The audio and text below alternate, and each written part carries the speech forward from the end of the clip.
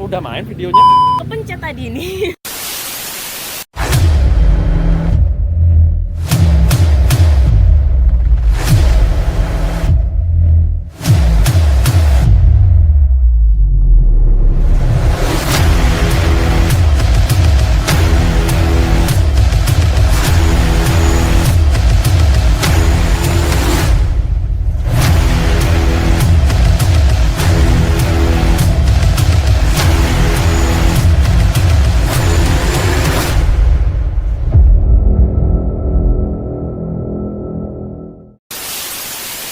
Gempa bumi yang kemarin malam terjadi di Gunung Kidul disebut berada di jalur megatrust. Meskipun pernyataan dari BMKG, gempa tersebut tidak berpotensi tsunami, namun masyarakat diimbau untuk tetap waspada. Pemirsa, munculnya kembali pembahasan mengenai potensi gempa di zona megatrust sempat membuat heboh publik. Ada 16 zona di seluruh Indonesia yang memiliki potensi megatrust dan harus diantisipasi.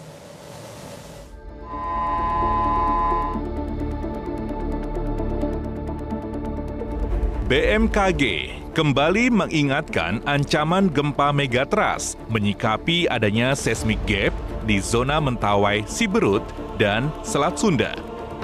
Di wilayah sepanjang batas lempeng aktif itu tidak mengalami gempa besar selama ratusan tahun. Kekosongan gempa itu harus diwaspadai karena dapat melepaskan energi. Megatrust tinggal menunggu waktu.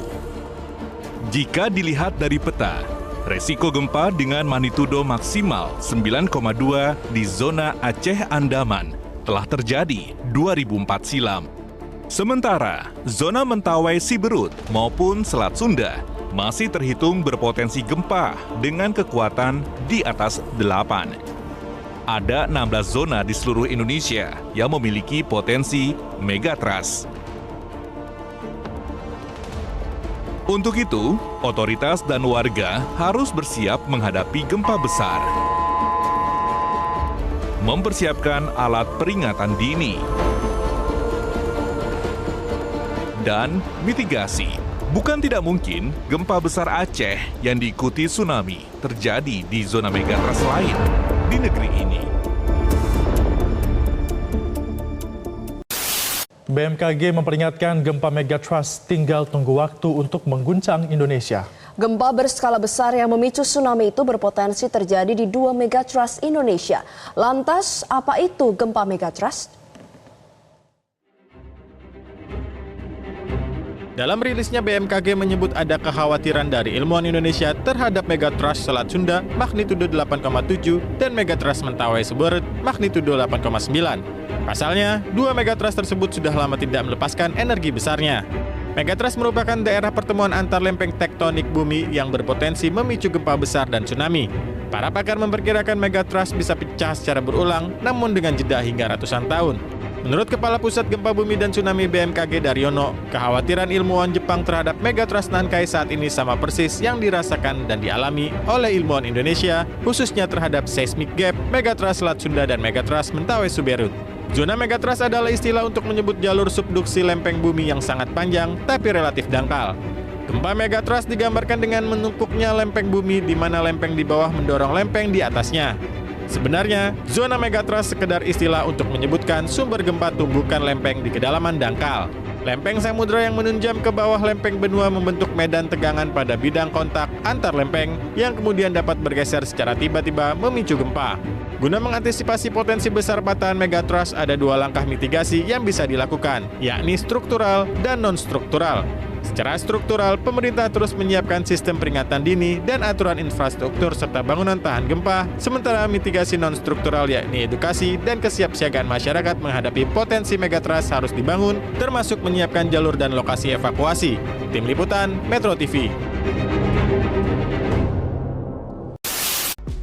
Potensi gempa megatrust kembali jadi topik pembicaraan usai gempa bumi magnitudo 5,5 yang mengguncang Gunung Kidul daerah istimewa Yogyakarta pada Senin 26 Agustus 2024 malam.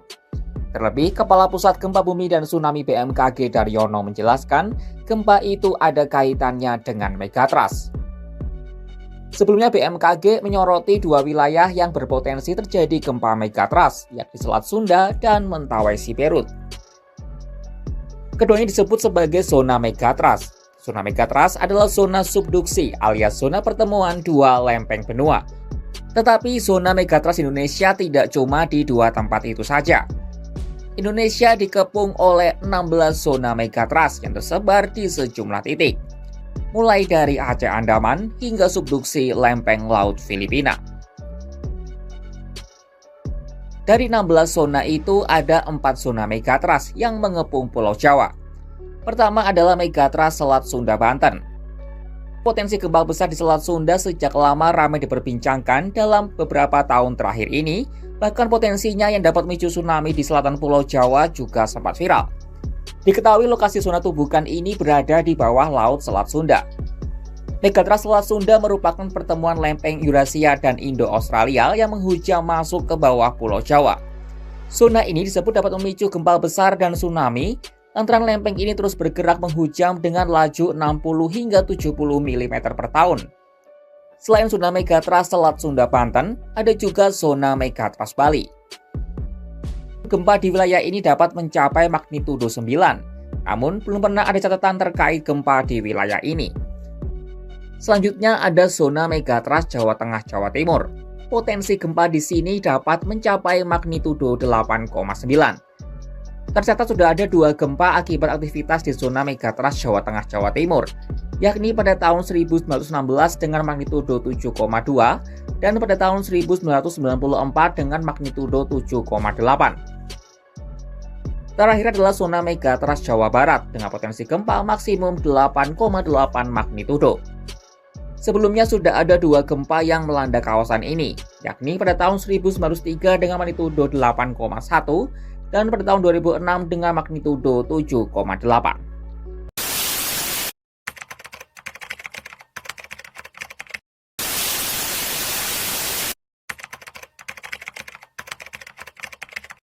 Terkait dengan untuk mengatasi dampak dari megatrust, ada beberapa langkah yang perlu disiapkan oleh pemerintah dalam hal ini melalui BNPB, yaitu dengan yang pertama dengan menyiapkan jalur-jalur evakuasi. Di mana untuk jalur-jalur evakuasi masyarakat tadi apabila terjadi gempa kemudian diikuti oleh tsunami, masyarakat tahu jalur mana yang harus mereka lewati untuk evakuasi.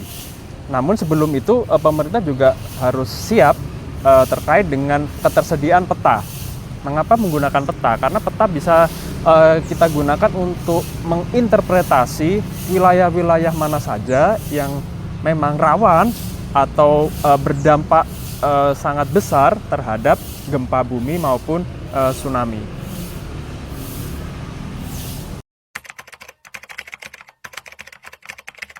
Terkait dengan peringatan dini, sebenarnya peringatan dini itu sangat penting manakala apabila sebelum terjadinya tsunami, karena kalau kita tahu tsunami yang dihasilkan oleh gempa tektonik itu pasti diawali oleh gempa bumi. Nah, peringatan dini itu bisa digunakan oleh masyarakat manakala sebelum terjadi tsunami, masyarakat bisa mengevakuasi dirinya ke tempat-tempat yang lebih tinggi.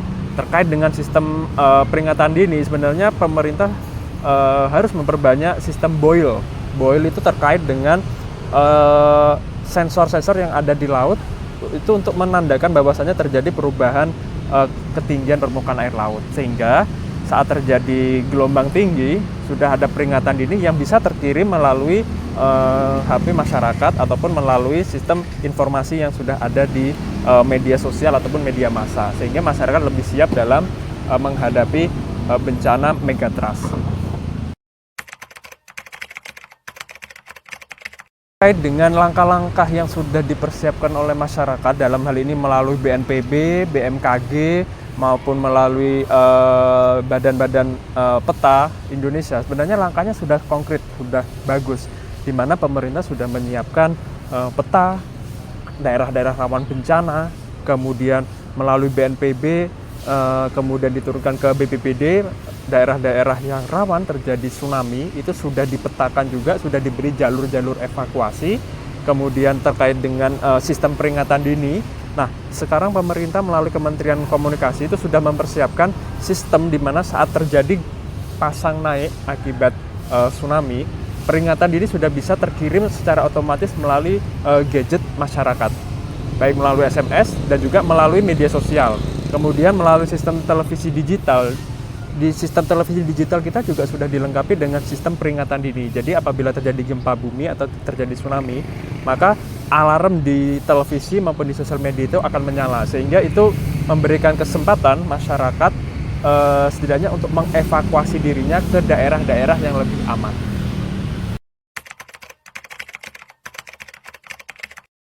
Baik, terkait dengan potensi megatrust, memang di beberapa daerah, khususnya di jalur Sumatera, Jawa, hingga Nusa Tenggara, itu adalah daerah-daerah megatrust, di mana megatrust adalah daerah pertemuan antara lempeng Indo-Australia dan lempeng Eurasia. Nah, terkait dengan potensi megatrust, sampai saat ini belum ada teknologi yang bisa memprediksi kapan megatrust itu terjadi. Tetapi kita bisa memprediksi lokasi-lokasi yang kemungkinan akan terjadi gempa bumi dengan skenario gempa bumi yang sudah ada sebelumnya. Jadi kita tidak bisa memprediksi seberapa besar gempa yang akan terjadi atau seberapa tinggi tsunami yang akan terjadi, tetapi kita bisa memprediksi lokasi-lokasi yang menjadi titik-titik pertemuan lempeng yang nanti akan menghasilkan gempa bumi maupun tsunami.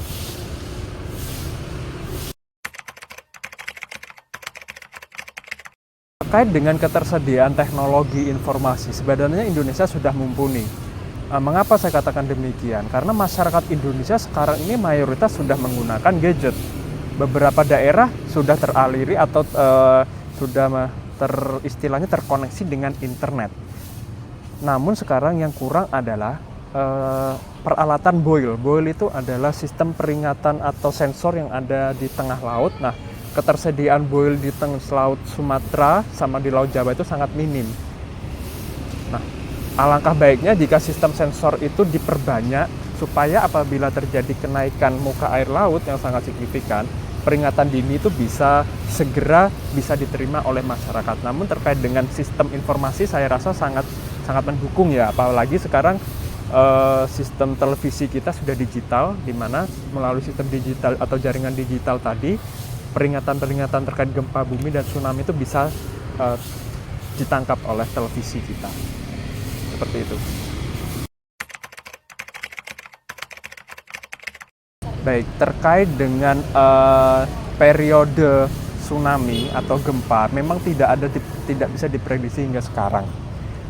Bisa jadi titik gempa yang ada di Aceh itu tidak akan terjadi lagi, tetapi bergeser ke arah selatan, yaitu di Kepulauan Mentawai, Siberut, maupun yang sekarang sedang urgent itu di daerah Selat Sunda.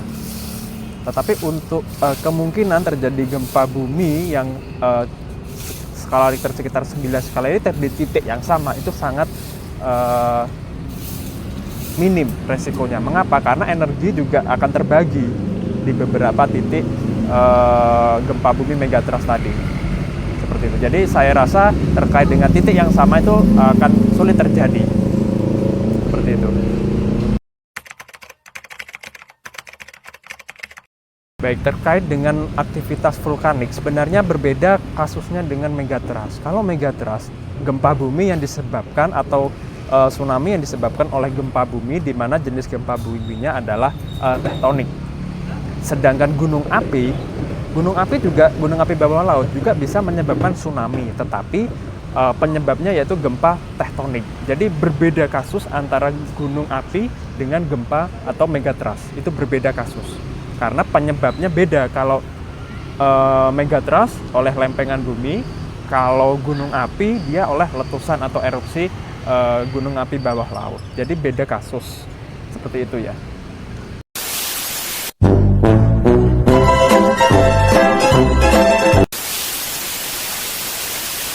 Bapak, tes pak, tes pak. Cek. Nah. 1, 2. Nyala belum, Mbak? Lampunya. Wis. Oke, sip. Oke. Ya, udah main videonya? Kepencet tadi ini. Nah. Cek 1, 2. Suara dicoba. 1, 2. Nah. Ya, coba ya, coba. Saya sama dia tuh. Coba masih duduk situ aja. Atau saya nanti bisa geser agak ke sana toh. Di HP ku tuh, coba duduk di HP ku tuh. Nah, di situ tuh. Nah, ini bagus, gini aja.